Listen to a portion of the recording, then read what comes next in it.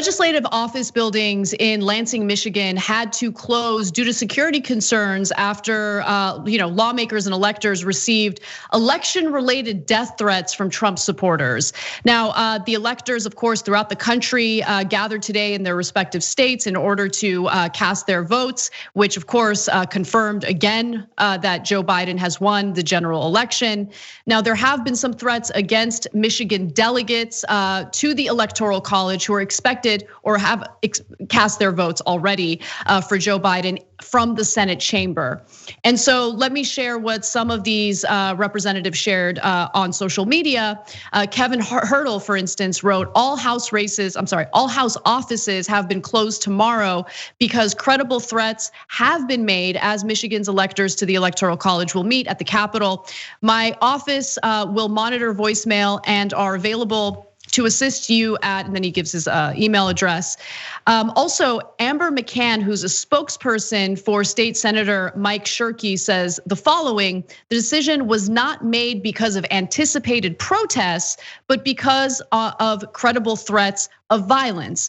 And so let's talk about the protests that was taking place. I'm not sure if it actually happened, but there were, of course, Trump supporters who were planning on protesting in the Capitol, the state Capitol, of course.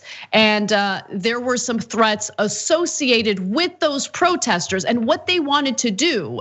Their message in this protest was essentially to implement or install, I should say, different electors who would probably carry out Trump's bidding in the Michigan electoral count, which is just obviously shameful. And one of those people involved in that is a state lawmaker, Michigan lawmaker.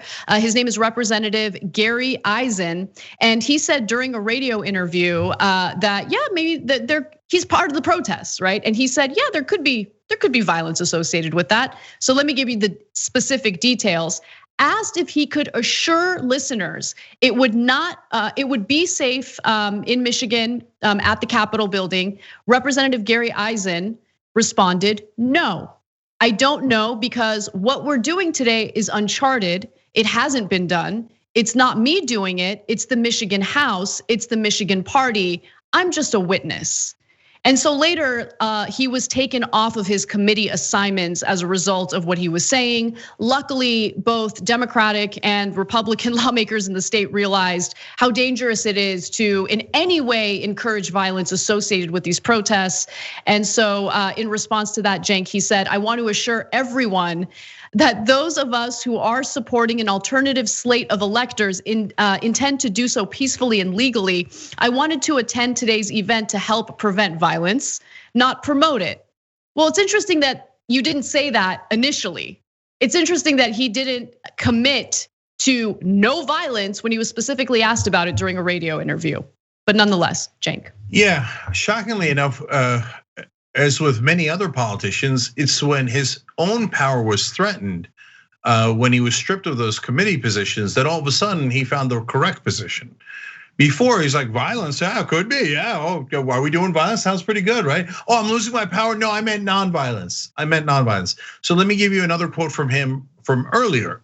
He said about this event, quote, I was warned that it's going to be violence, going to be protests, and they asked me if I would assist today. And I said, you know what? How can I not? That's my job.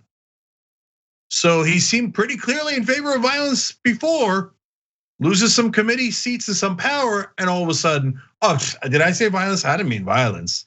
I mean, only if we could get away with it. We can't get away with it? Okay, I guess we'll have to stay in a democracy. We were really hoping for a dictatorship. That's his buddies in the Republican Party, including 126 of them in the United States Congress. They said to invalidate every vote in Michigan and just declare Trump the winner. So you think guys who are in favor of dictatorships aren't in favor of violence? Of course they are. That's why he said it in the first place. Right, exactly. And look, this is what Republicans who dare to challenge Donald Trump, who refuse to be intimidated by Donald Trump, have to deal with. They have to deal with threats of violence. I mean, we saw a little of what these pro-Trump protests turn into in places like Washington, D.C. over the weekend, where 4 different people were stabbed, were injured as a result of Proud Boys and other, MAGA chuds carrying out acts of violence because they can't have their way in dismantling our democratic process. And so, I'm not making excuses for Republicans who end up licking Trump's boots. If anything, these are the types of people who go around talking about how feminism has led to the pussification of men. But then at the same time, all it takes is this lazy, incompetent fool to intimidate them, and they're so easily intimidated. So it's interesting to see how this plays out. But I do feel bad for lawmakers who feel threatened and feel like they can't perform their jobs safely, that they have to be escorted by authorities to the Capitol building or to state buildings as a result of these threats. It's insane. And what I'm worried about is, even as it becomes more and more clear that there's no way that Trump can steal this election, you think that his supporters are gonna stop? You think that Trump is gonna finally concede and discourage people from carrying out acts of violence? He loves this stuff. And it's terrifying that he continues to egg people on like this. And remember, guys, this is in a state where a militia had planned to kidnap and execute the governor. It was not a hypothetical. They're in jail right now. They were arrested. They were planning to actually kidnap and execute the Democratic governor of Michigan. So there has been not only credible threats of violence, there was a credible plot of violence that led to everyone in the plot being arrested and charged with very serious crimes of potentially domestic terrorism.